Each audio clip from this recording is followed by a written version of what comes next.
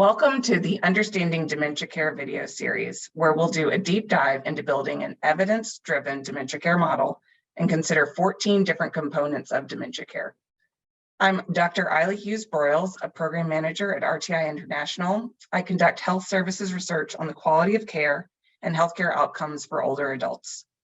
Our first guest is Dr. Bustani, a geriatrician and neuroscientist at Indiana University and the Regan Street Institute. Today, we'll be discussing two components of dementia care, detection and diagnosis. First, I was wondering if you would mind just telling us a little bit about your background and what made you decide to go into the field. Sure. First of all, thank you so much for giving me this opportunity to have this information exchange with you and the public. So I've been thinking a lot on transforming brain health for all, for better now. So that's been my mission and vision. I am terrified from losing my brain. And if I lose my brain, I will lose my dignity. And I have been exposed to personally to family member who lived with and suffered from dementia. So it's very personal for me. And my goal is to create a very accessible, sustainable brain care model that will protect and transform brain health for everybody, obviously for better, but now. I don't want to make perfect the enemy of good. Dr. Bustani, could you start just by defining dementia and the most common dementias for our audience? Sure. So dementia, it's a Latin/Greek term. If you want to translate it into really an English word, brain failure. So in a way, your brain fail, and because of the brain failure, you start having disability, and meaning you're not able to live independently on your own. So it's almost like a brain failure leading to disability. And so the brain has multiple function. The way I think about it, obviously without the brain, you can't live, but let's take away the life support from functionality of the brain. But on top of that, the brain is responsible for your mental functioning or cognitive functioning. It's also responsible for your day-to-day living or physical and daily living function. And it's also responsible for your emotional function and behavioral functions.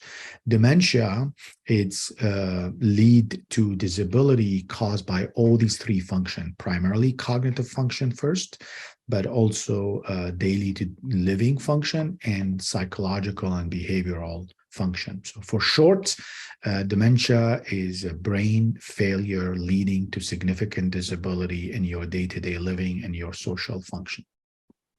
The most common cause of dementia, in the past, we thought it was primarily just Alzheimer's disease, but now we think it's most of the time it's a multi-component, like multiple pathology that causing dementia. Alzheimer's disease is dominant feature of it, but it's Alzheimer's plus. So Alzheimer's disease plus is the most common cause. The plus could be vascular, like blood supply problems.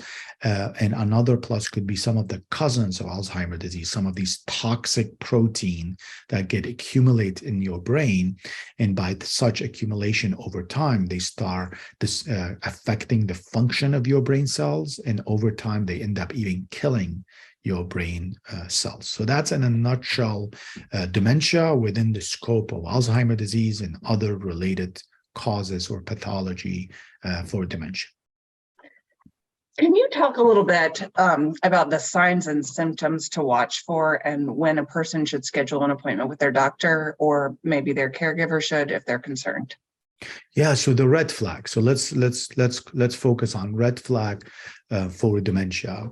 And I will have two types of red flags driven by the person himself or the symptoms, and the other one, red flag detected by family member.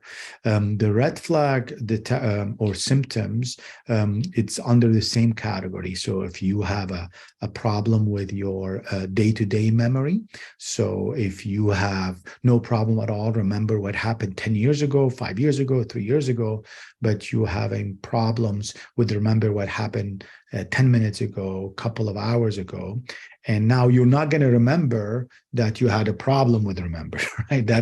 But if you start noticing or emotionally noticing a lot of people making comment on your memory.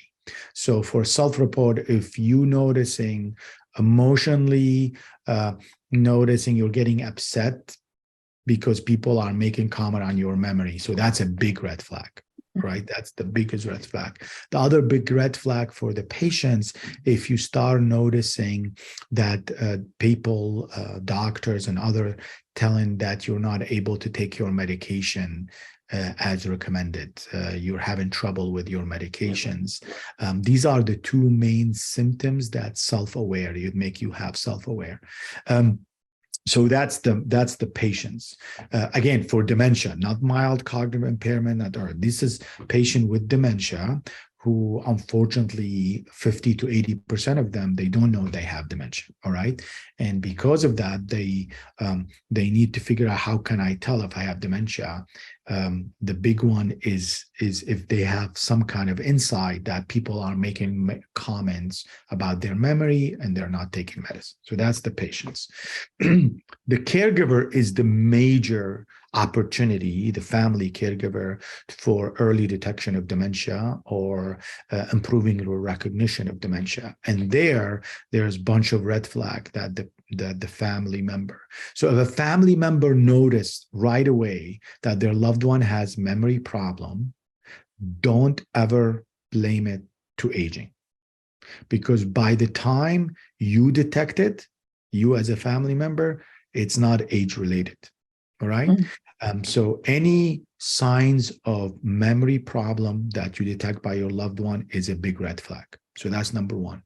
The second one is common, is finding words and naming. So if you're noticing your loved one struggling with identifying names or recognizing people through names, again, by the time you will be able to pick it up, if you're not a memory specialist like me and you live and die by memory, by the time your brain will pick it up, it's most likely not age related. So naming and memory is really the big one for the common cause of dementia. But sometimes these rare cases of dementia that dominant by what we call psychomotor speed, like your executive functioning problem, you will notice a problem with your loved one taking their medication, the problem with your loved one driving, especially making left turn, problem with your loved one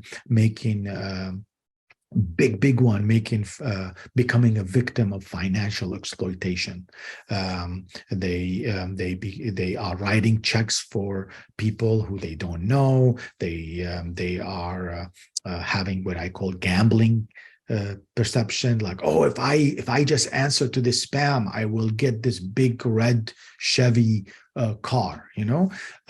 So that's financial exploitation is a big factor. And then for very rare condition of dementia is when you start noticing a personality change of your loved one.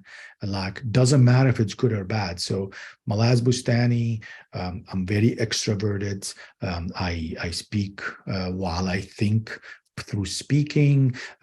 If I'm becoming introverted, that's a red flag, you know, because what's going on over there? Or the opposite. I used to be like a tough lawyer who can dominate the courtroom and almost like really very aggressive. And now I'm become really nice person. Don't make the assumption I just somehow in my 60s, 70s, I learned how to be a good person. Switching your personality change could be a red flag. So memory problems, executive functioning, specifically financial exploitation, taking their medication, follow through, and personality change. If you have a little bit of gut feeling, like, if you just you notice your brain and your body say like, oh, I wonder, don't think is just normal age.